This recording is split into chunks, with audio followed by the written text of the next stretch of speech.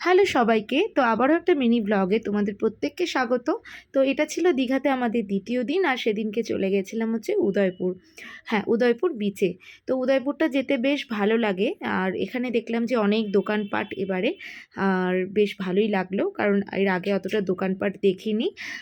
বেশ ফাঁকা ফাঁকা ছিল, বাট এবারে দেখলাম যে অনেক রকম দোকানই এখানে ছিল, অনেক রকম জিনিসপত্র পাওয়া যাচ্ছিল।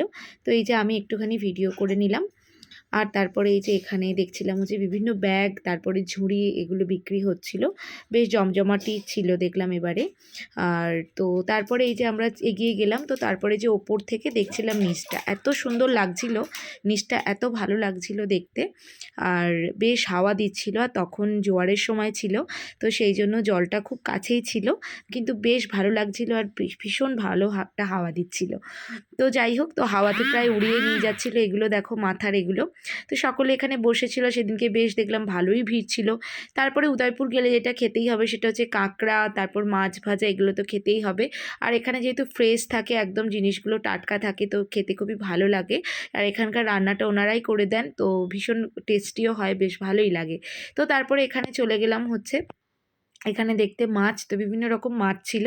এখান থেকে একটা মাছ আমরা নিয়ে নিয়েছিলাম, তো মাছটার নাম এই মুহূর্তে মনে পড়ছে না। তারপরে এই যে জলে পা ভাসাতে কিন্তু বেশ সুন্দর লাগছিল, খুব ভালো লাগছিল, বেশ ঠান্ডা ঠান্ডা জল পা দিতে, আর গরম যা ছিল গরমের মধ্যে। তারপরে এই যে মাছ ভাজাটা নিয়ে নিল, নীলের বাবা খাচ্ছিল মাছ ভাজাটা।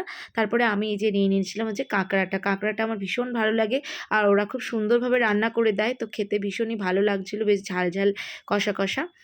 তারপরে এই যে এখানে তো এতটাই জল চলে এসেছিলো যে জুতোগুলো আমরা এখানেই রেখে দিয়েছিলাম, দেখো টেবিলের ওপরেই, কারণ এতটাই জল চলে এসেছিলো। তারপরে এখানে নীলের বাবা আবার নিয়ে নিলাম হচ্ছে কষা মাংস, কষা চিকেন। তো চিকেনটার টেস্টটাও কিন্তু দারুণ ছিল, তো ওখান থেকে আমি একটু নিলাম, আর বেশ ভালো টেস্ট ছিল। আর এই যে এখানে আমি খাচ্ছিলাম, মানে ঝালে করছিলাম আর তার সঙ্গে খাচ্ছিলাম, তো বেশ সুন্দর লাগছিল, ভীষণ টেস্টি ছিল। তো তারপরে এখানে নীলকে বললাম যে একটুখানি আমাকে রিলস করে দে, একটু ভিডিও করে দে, তো ও করে দিচ্ছিল। তারপরে এখানে ওর এত মজা লেগেছে, আনন্দে ও নাচছে।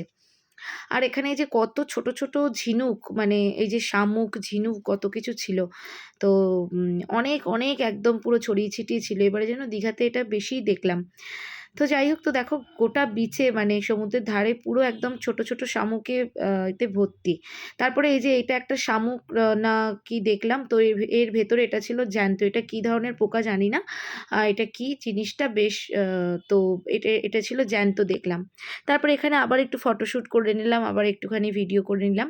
তারপরে এদিকটা একটুখানি ভিডিও করে নিচ্ছিলাম, একটু হেঁটে হেঁটে যাচ্ছিলাম, আর এখান থেকে বীচটা দেখতে এত সুন্দর লাগছিল, আর এত সুন্দর হাওয়া দিচ্ছিল। রোদ ছিল, বাট তার মধ্যেও বেশ হাওয়া দিচ্ছিল, সেই জন্য রোদটা আর মনে হচ্ছিল না, তো এত ভালোই লাগছিল হাওয়াটা, খুব ভালো লাগছিল।